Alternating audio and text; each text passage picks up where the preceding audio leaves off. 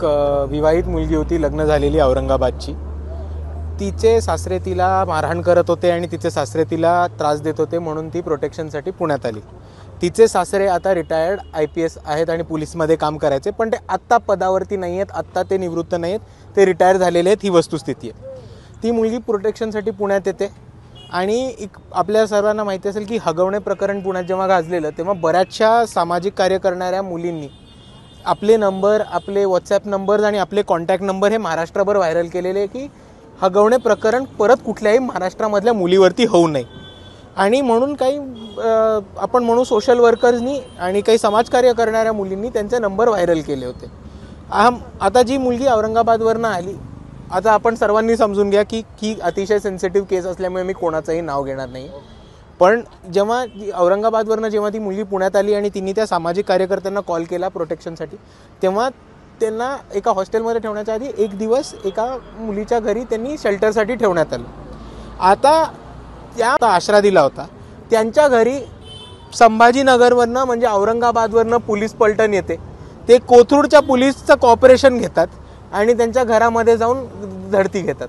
आता त्यांनी घरामध्ये जाऊन त्या मुलींना घाणेरड्या भाषेत बोलणं, एका प्रकारे एक महिला पोलीस होती, बाकी सगळे पुरुष इन्स्पेक्टर असताना त्यांच्या खोलीत घुसणं, त्यांच्या बाथरूममध्ये घुसणं, त्यांच्या घरात जाणं, त्यांच्या कपड्यांना हात लावणं, त्यांच्या अंडरगार्मेंट्स इनरवेअर्सना हात लावणं, हा प्रकार पुरुष पोलिसांनी केला आहे. तेवढंच नाही तर त्या मुलींना मुर्दार मारहाणसुद्धा केली.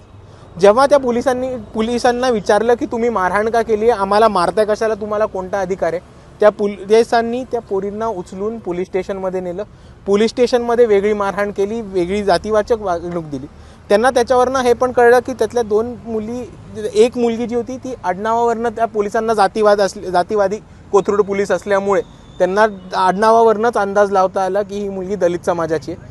तिला म्हटलं तुला उभी राहायची पण तुझ्या इकडे बसायची पण अवकात नाही. तिला 6 तास पोलीस स्टेशनमध्ये उभं केलं होतं. बाकीच्या 2 मुलींना सुद्धा पोलीस स्टेशनमध्ये उभं राहून घाणेरड्या जातीवाचक शिव्या, महारांच्या मांगांच्या अवकाती आहेत का, तुम्हाला बुटाच्या खाली ठेचलं पाहिजे. त्याच्याचबरोबर एक जी पोलीस इन्स्पेक्टर होती त्यांना जेव्हा क्रॉस क्वेश्चन केलं की मॅडम तुम्ही हे करताय ते चुकीचं करताय, तेव्हा त्या पोलीस इन्स्पेक्टर या मुलींना म्हणाल्या की तुमचा हा ॲटिट्यूड असा असेल तर तुमचा उद्या मर्डर होईल रस्त्यामध्ये. अशा प्रकारच्या मोठ्या धमक्या ह्या पोलीस प्रशासनाने इकडच्या मुलींना दिल्यात. मिसिंग होती, त्यांनी सांगितलेलं की ती 1 सिटी सेंटरमध्ये होती.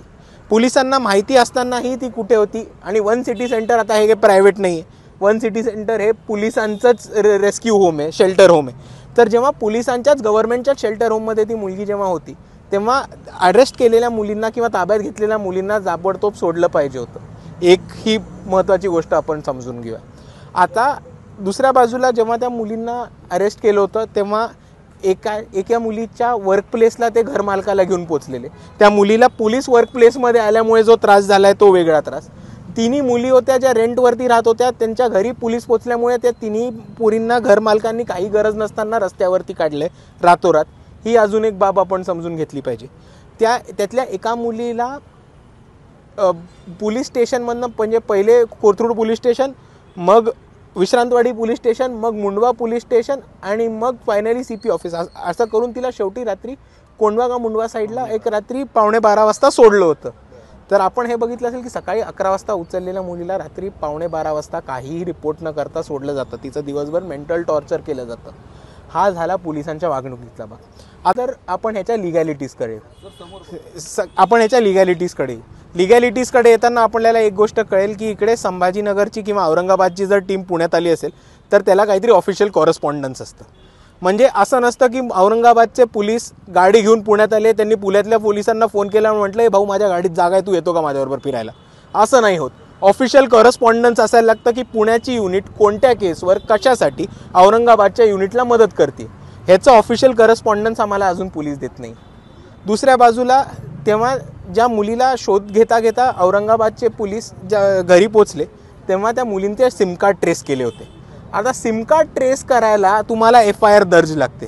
त्या FIR अजून आमच्यापर्यंत दाखवली नाही आहे किंवा FIR किंबहुना दर्जच नाही झाली. आणि मिसिंगच्या याच्यावरनं तुम्ही दुसऱ्या 3 लोकांचे सिम कार्ड ट्रॅकच नाही करू शकत. जो माणूस मिसिंग आहे त्याचेच सिम कार्ड ट्रॅक करू शकतो. ही एक गाप. आणि त्याच्याहून मोठी गोष्ट की ही सगळी घडली गोष्ट 1 ऑगस्टला. तेव्हापासून त्या 3 सामाजिक कार्यकर्त्या होत्या, त्यांच्याबरोबर ज्या मदत करणाऱ्या 2 ॲडव्होकेट्स होत्या आणि त्या सगळ्या NGO सेक्टरमधल्या ज्या त्यांच्या सोबतीच्या ज्या सहकारी होत्या, त्या 3 दिवस झाल्या फिरतायत. अजूनही कुठल्याही प्रकारची कंप्लेंट पोलिसांवरती दाखल झालेली नाही. आपण सर्वांनी एक समजून घेऊयात की कॉन्स्टिट्यूशनमध्ये असं म्हटलेलं आहे की अट्रॉसिटी जी कंप्लेंट असेल ती ताबडतोब घेतली पाहिजे पोलिसांनी आणि मग पुढे चौकशी होते. आता आम्हाला पोलीस चुकीचं उत्तर देतात की पहिले चौकशी होईल मग FIR करू. आता हा कॉन्स्टिट्यूशनचा भंग आहे, हा संविधानाचा भंग आहे. कारण संविधानामध्ये क्लिअरली लिहिले प्रोसिजर फॉलो करताना की पहिली FIR होईल आणि मग त्या FIRच्या आधारित चौकशी होईल. तर असं पूर्ण पद्धतीने एका बाजूला पोलीस दडपशाही करतात, दुसऱ्या बाजूला पोलीस पोरींचं टॉर्चर आणि मोलेस्टेशन करतात. त्या दलित समाजाच्या आहेत म्हणून त्यांच्यावरती अट्रॉसिटी करतात, त्यांना जातीवाचक शिव्या देतात. आणि आता CP ऑफिसपासून सगळे त्यांच्या सहकार्यांना वाचवण्यासाठी एक अट्रॉसिटी किंवा एक साधी कंप्लेंट पण नाही घेतात. ही आपल्यासमोर ठेवलेली वस्तुस्थिती आहे. किती वेळ लागेल हा फरक नाही पडत. मी तुम्हा सर्वांना आत्तापासून सांगतोय की जोपर्यंत FIR दर्ज नाही होत तोपर्यंत आम्ही CP ऑफिस तरी सोडणार नाही. 1 दिवस लागू देत, 1 तास लागू देत, 2 महिने लागू देत, आम्ही CP ऑफिस सोडणार नाही. आणि त्या मुलींचा FIR कोणत्याही परिस्थितीत घ्यायला लावू. हे आमची मूळ मागणी आहे की सगळ्यात पहिले त्यांनी प्रस्तुत करावं की या मुलींच्या घरी घुसलेले त्याचं सर्च वॉरंट द्यावं. मी एक मागणी हायलाईट करत येतो. आमची एक मागणी आहे की ज्या सर्च वॉरंटवरनं या मुलींच्या घरी दस्ती घेतली त्याचं सर्च वॉरंट द्यावं. दुसरी गोष्ट, ज्या औरंगाबादच्या टीमनी पुण्याच्या टीमला काम करायला बरोबर घेतलं त्याचं एक पुरावा द्यावा.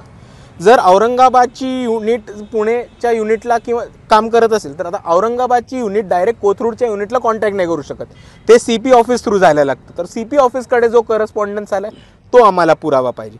आणि खास करून सगळ्यात महत्त्वाची आमची ही मागणी राहील की या मुलींवरती जे अट्रॉसिटी, ब्रुटॅलिटी आणि पोलिसांनी टॉर्चर केलं आहे त्याच्यावरती लगेच FIR झाला पाहिजे. ठीक आहे. आता पोलीस आले काय म्हणतात, अपडेट काय? 48 तास आम्हाला लागतील चौकशी करायला. आम्ही त्यांना सरळ म्हटले की ते आम्हाला मंजूर नाही. तुम्ही FIR आत्ताच्या आत्ता दर्ज करून घ्या. तुम्ही 48 तास घेत असाल तर आम्ही हे पकडू की तुम्ही FIR दाखल करायला आम्हाला सरळ नकार देत आहे. आणि जर ती परिस्थिती असेल तर आमचा पोलीस प्रशासनावरचा विश्वास उठून रस्त्यावरच्या लढाईवरती विश्वास येईल. इथे बऱ्याच इतर पक्षाची लोकंसुद्धा आलेली आहेत आणि त्याचबरोबर वंचित बहुजन आघाडीची पदाधिकारी आहेत. कालपासून आम्ही इथे आहोत. आम्ही सर्व इकडे थांबून राहू. पण काही कारवाईच होत नाही, वरिष्ठ स्तरावरून होत नाही, CP स्तरावरून होत नाही. तुम्ही किती वेळ असं बसणार? त्या मुली आता 3 दिवस झाला सगळा संघर्ष करतायत. मग नेमकं काय आलं, काय अधिकारी चर्चा करतात? आज CP तर आता इथं नाही आहेत, वरिष्ठ अधिकारी सुद्धा कोऑपरेट करत नाही. त्याला जबाबदार कोण आहे? त्याला जबाबदार इकडची सरकार आहे. कारण माझं सरळ म्हणणं आहे की पॉलिटिकल बॅकिंग नसल्याशिवाय इतकं कोणी माजुरडेपणा करणार नाही. हा माझा सरळ म्हणणं आहे. जोपर्यंत पॉलिटिकल बॅकिंग नसेल तोपर्यंत औरंगाबादची टीम पुण्यात येऊन हा राडा करणं, मुलींना छळ करणं, मुलींच्या घरात घुसणं, जातीवाचकपणे त्यांना टॉर्चर करणं आणि त्याच्यानंतर 3 दिवस FIR पण नाही दर्ज करणं, ह्याला संबंध पॉलिटिकल बॅकिंगचा आहे. आणि आपल्याला ठामपणे दिसतंय की एक मनुवादी ताकद इकडेच सत्तेत आली आहे आणि ते पोलिसांची या जातीवादी वागणुकीला पाठीशी घालते. थँक्यू. ABP माझा, उघडा डोळे बघा नीट.